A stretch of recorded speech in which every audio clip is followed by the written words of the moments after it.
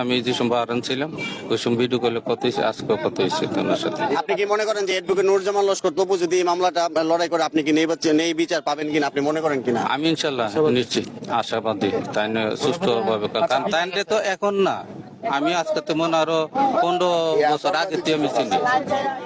আসসালামু আলাইকুম। ওয়ালাইকুম আসসালাম। আপনি তো আজকে বারান থেকে আপনার মেয়ের মৃত্যুর সংবাদ শুনে ছুটে আসছেন, জি। এখন আপনি কি চান? আমি সুষ্ঠু তদন্ত করে তার দৃষ্টান্তমূলক শাস্তি চাই, ফাঁসি চাই। আপনাদের কি জায়গা সংক্রান্ত বা এলাকায় কারোর সাথে কোনো পূর্ব বিরোধ ছিল? না না না, কারোর সাথে কোনো ঝগড়া নাই, বিরোধও নাই, কোনো কারোর সাথে।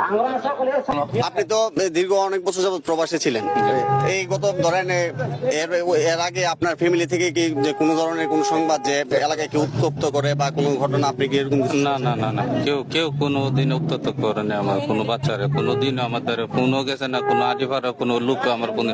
আমি তো প্রায় লোকের সাথে, ভাইয়ের সাথেও ফোনে মাঝে মধ্যে ফেসবুকে কথা কই, অনেক লোকের সাথে আমি ফেসবুকে কথা কই, মানে কোনো সমস্যা হলে কেউ না কেউ আমার জানে, তো কেউ আমার কোনো দিনও জানে না, ফ্যামিলিতে তো না হই। আচ্ছা, এই বিষয়টা সরকার এবং প্রশাসনের কাছে আপনার যদি কোনো কিছু বলার থাকে আপনি বলতে পারেন। সরকার এবং প্রশাসনের আমি একটাই চাই, আমার সুষ্ঠু তদন্ত করে দৃষ্টান্তমূলক তার ফাঁসি চাই। তার প্রকাশে আনতে হবে আগে, আইনা তার ফাঁসি দিতে হবে, তাই মনে হয়।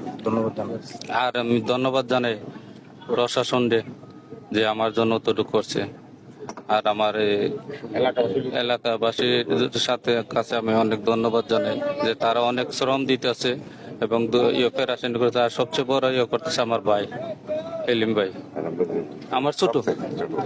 আচ্ছা, ইতিমধ্যে সরাইল উপজেলা বিএনপির সাধারণ সম্পাদক এবং ব্রাহ্মণবাড়িয়া জেলা জজ কোর্টের যে বিজ্ঞ আইনজীবী অ্যাডভোকেট নুরুজ্জামান লস্কর তপু উনি ঘোষণা দিয়েছে যে আপনার মেয়ের যে যত আইনি ধরনের যত সহায়তা লাগে উনি বিনামূল্যে দিবে। এই বিষয়টি কি আপনি অবগত আছেন? জি, আমার সাথে কথা হয়েছে। আমার সাথে আপনি কি মনে করেন ফোনে কথা হয়েছে, আমি যে সময় আরাম ছিলাম ওই সময় ভিডিও করলে কথা হয়েছে, আজকে কথা হয়েছে তোমার সাথে। আপনি কি মনে করেন যে এডভোকেট নুরুজ্জামান লস্কর তপু যদি এই মামলাটা লড়াই করে আপনি কি নেই বিচার পাবেন কিনা আপনি মনে করেন কিনা? আমি ইনশাল্লাহ নিশ্চিত আশাবাদী, তাই না সুষ্ঠুভাবে, কারণ তাই তো এখন না, আমি আজকে তেমন আরো 15 বছর আগে আমি চিনি, আরো আগে চিনি, সে পারবে। দেখলাম আপনাকে ওখানে কিছু বিএনপি নেতা কর্মীরা বলেছে যে আপনার মেয়ের বিপরীতে কোনো উকিল বা অ্যাডভোকেট লড়বে না। এই বিষয়টাকে আপনি কিভাবে দেখছেন, বা এই বিষয়ে যদি কিছু বলার থাকে?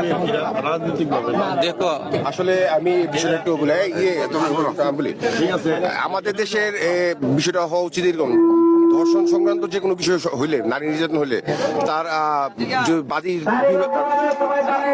বিবাদীর বিপক্ষে উকিল মুভ করাই উচিত না। কারণ কি, সমাজে এটা একটা ট্রেন্ড হয়ে গেছে।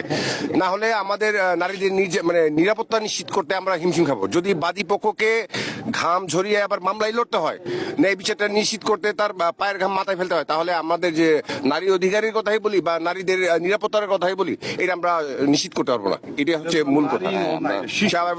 এটা নারী একটা মানে অবুঝ একটা শিশু, 9 বছরের একটা বয়স একটা শিশুর। তো আমাদের সন্তানদের ভবিষ্যৎ নিরাপত্তার জন্যই আমাদের বিজ্ঞ আইনজীবীরা এই বিষয়টা ভেবে চিন্তে সিদ্ধান্ত নেবেন বলে আমি আশা প্রকাশ করি। ধন্যবাদ। বিচার করা উচিত, দৃষ্টান্ত করা উচিত। বাচ্চা আছে না, ধন্যবাদ। এই বাচ্চা আছে না, এই বাচ্চা অন্যত করে তুই করে কইবার সম্ভব হয়েছে না, যে নদীর ইতিহাস হয়ে গেছে। ধন্যবাদ।